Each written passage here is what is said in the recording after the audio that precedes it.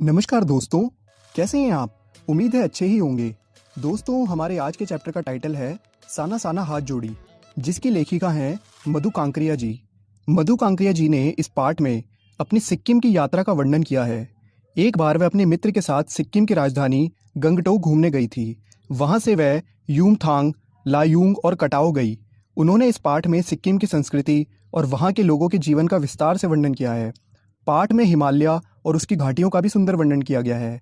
लेखिका वहाँ की बदलती प्रकृति के साथ अपने को भी बदलता हुआ महसूस करती हैं। वह कभी प्रकृति प्रेमी, कभी एक विद्वान, संत या दार्शनिक के समान हो जाती हैं। लेखिका पर इस यात्रा का गहरा प्रभाव पड़ता है। उन्होंने इस पाठ का नाम एक नेपाली युवती की बोली हुई प्रार्थना से लिया। साना साना हाथ जोड़ी का अर्थ है छोटे छोटे हाथ जोड़कर प्रार्थना करती हूँ। इस पाठ में प्रदूषण के बारे में भी बताया गया है। इसमें हमें सिक्किम के लोगों की कठिनाइयों के बारे में भी पता चलता है। तो आइए दोस्तों, शुरू करते हैं। यह पाठ मधु कांकरिया द्वारा लिखा एक यात्रा वृत्तांत है, जिसमें लेखिका ने सिक्किम की राजधानी गंगटोक और उसके आगे हिमालय की यात्रा का वर्णन किया है, जो शहरों की भागम भाग भरी जिंदगी से दूर है। लेखिका गंगटोक को मेहनती बादशाहों का शहर बताती हैं, क्योंकि वहाँ के सभी लोग बड़े ही मेहनती हैं। वहाँ तारों से भरे आसमान में लेखिका को सम्मोहन महसूस होता है, जिसमें वह खो जाती हैं। वह नेपाली युवती द्वारा बताई गई प्रार्थना, मेरा सारा जीवन अच्छाइयों को समर्पित हो, को गाती हैं। अगले दिन मौसम साफ ना होने के कारण लेखिका कंचनजंगा की चोटी तो नहीं देख सकी, लेकिन ढेरों खिले फूल देखकर वह खुश हो जाती हैं। वह उसी दिन गंगटोक से 149 किलोमीटर दूर यूमथांग देखने अपनी सहेली मणि और गाइड जितेन नार्गे के साथ रवाना होती हैं। गंगटोक से यूमथांग को निकलते ही लेखिका को एक कतार में लगी सफ़ेद सफ़ेद बौद्ध पताकाएं दिखाई देती हैं, जो ध्वज की तरह फहरा रही थी। ये शांति और अहिंसा की प्रतीक थी और उन पताकाओं पर मंत्र लिखे हुए थे। लेखिका के गाइड ने उन्हें बताया कि जब किसी बौद्ध मातवालंबी की मृत्यु होती है तो वह उसकी आत्मा की शांति के लिए शहर से दूर किसी भी पवित्र स्थान पर 108 श्वेत पताकाएं फहरा दी जाती हैं। इन्हें उतारा नहीं जाता है, ये खुद नष्ट हो जाती हैं। कई बार नए शुभ कार्य की शुरुआत में भी रंगीन पताकाएं फहरा दी जाती हैं। जितेन ने बताया कि कवि लोंग स्टॉक नामक स्थान पर गाइड फिल्म की शूटिंग हुई थी। आगे चलकर मधु जी को एक कुटिया के भीतर घूमता हुआ चक्र दिखाई दिया, जिसे धर्म चक्र या प्रेयर व्हील कहा जाता है। नार्गे ने बताया कि इसे घुमाने से सारे पाप धुल जाते हैं। जैसे जैसे वे लोग ऊंचाई की ओर बढ़ने लगे, वैसे वैसे बाजार, लोग और बस्तियां आंखों से ओझल होने लगी। घाटियों में देखने पर सब कुछ धुंधला दिखाई दे रहा था। उन्हें हिमालय पल पल प्रवर्तित होते हुए महसूस हो रहा था। नीचे घर ताश के पत्तों जैसे छोटे छोटे दिखने लगे। हिमालय की विशालता दिखने लगी। रास्ते सकरे और घुमावदार होने लगे। गहरी खाइयाँ बादलों से भरी थी। हरियाली के बीच कहीं कहीं फूल भी खिले थे। हिमालय की सुंदरता ने यात्रियों को प्रभावित किया और वह प्रार्थना के लोकगीत गाने लगे। चांदी की तरह चमकती तिस्ता नदी लगातार सिलीगुड़ी के साथ चल रही थी। प्रसन्न लेखिका ने भी हिमालय को सलामी देनी चाहिए थी कि जीप चलते हुए सेवन सिस्टर फॉल के सामने आ खड़ी हुई। झरने की कलकल और ठंडक ने लेखिका के मन की सारी दुर्भावनाओं को खत्म कर दिया। सत्य और सौंदर्य की अनुभूति से वह भावुक हो उठी। झरने का पानी लेखिका को ऐसे लग रहा था जैसे वह उनके अंदर की सारी बुराइयां और दुष्टता को बहाकर ले जा रहा हो। रास्ते में प्राकृतिक दृश्य पल पल अपना रंग ऐसे बदल रहे थे जैसे कोई जादू की छड़ी घुमाकर सब कुछ अचानक बदल रहा था। थोड़ी देर के लिए जीप थिंक ग्रीन लिखे शब्दों के पास रुकी। वहां सभी कुछ एक साथ सामने था। लगातार बहुत सारे झरने थे। नीचे पूरे वेग से बह रही तिस्ता नदी थी। सामने हल्की सी धुंध थी। ऊपर आसमान में बादल थे और धीरे धीरे हवा चल रही थी, जो आसपास के वातावरण में खिले फूलों की हंसी चारों ओर बिखेर रही थी। कुछ औरतों की पीठ पर बंधी टोकरियों में बच्चे थे। इतने सुंदर वातावरण में भूख, गरीबी और मौत के निर्मम दृश्य ने लेखिका को सहमा दिया। एक कर्मचारी ने बताया कि ये पहाड़ी रास्तों को चौड़ा बना रही हैं।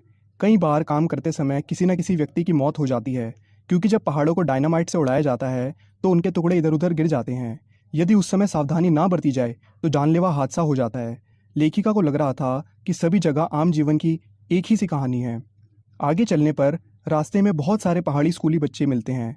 जितेन नार्गे बताता है कि ये बच्चे 3-3.5 किलोमीटर की पहाड़ी चढ़ाई चढ़कर स्कूल जाते हैं। ये बच्चे स्कूल से लौटकर अपनी माँ के साथ काम भी करते हैं। यहाँ का जीवन बहुत कठोर है। जंगल से लकड़ी काट कर लाने, पानी भरने और मवेशियों को चराने के काम में स्त्रियों के साथ जुड़े बच्चों को देखकर लेखिका को पहाड़ी जीवन की कठिनाइयों का एहसास हुआ।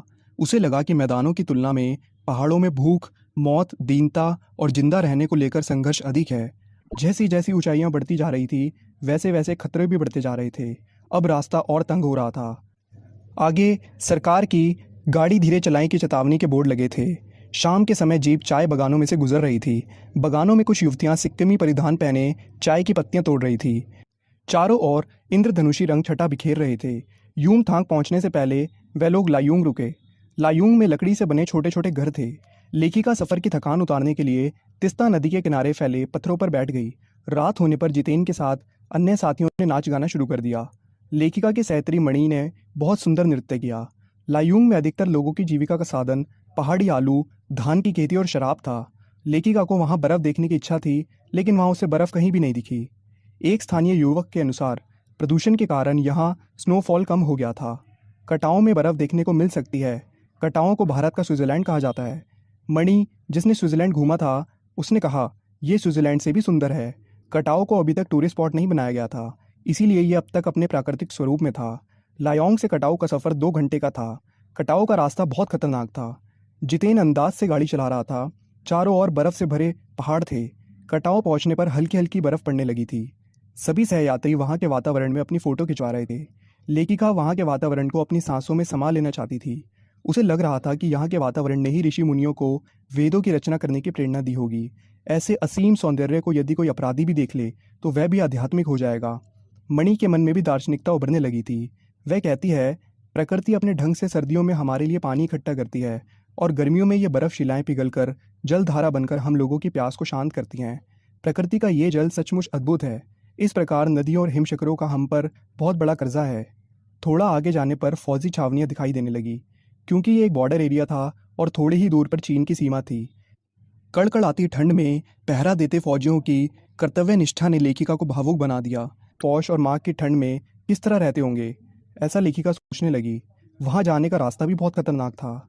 कटाओ से यूमथांग की ओर जाते हुए प्रियोता और रुटेंड्रो ने फूलों की घाटी को भी देखा। यूमथांग जगह कटाओ जैसी सुंदर नहीं थी। जितेन ने रास्ते में बताया कि यहाँ पर बंदर का मांस भी खाया जाता है। बंदर का मांस खाने से कैंसर नहीं होता। यूमथांग वापस आकर उन लोगों को वहाँ सब फीका फीका लग रहा था। वहाँ एक सिक्किमी यात्री ने अपना परिचय जब इंडियन कहकर दिया तो लेखिका बहुत खुश हो गई। पहले सिक्किम स्वतंत्र राज्य था, अब वह भारत का एक हिस्सा बन गया है। इससे वहाँ के लोग बहुत खुश हैं। रास्ते में गाइड नार्गे ने चांदनी रात में भौंकने वाले कुत्ते दिखाए। गुरु नानक के पद चिन्हों वाला एक ऐसा पत्थर भी दिखाया जहाँ कभी उनकी थाली से चावल छिटक कर बाहर गिर गए थे।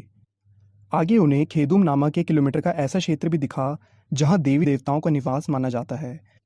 नार्गे ने पहाड़ियों के पहाड़ों, नदियों, झरनों और वादियों के प्रति पूज्य भाव की भी जानकारी दी। और अंत में उन्होंने कप्तान शेखर दत्ता के सुझाव पर गैंगटॉक के पर्यटक स्थल बनने और नए रास्तों के साथ नए स्थानों को खोजने के प्रयासों की जानकारी भी दी। तो उम्मीद है दोस्तों आपको ये एक्सप्लेनेशन समझ में आ गया होगा। आपसे मिलेंगे अगली वीडियो में।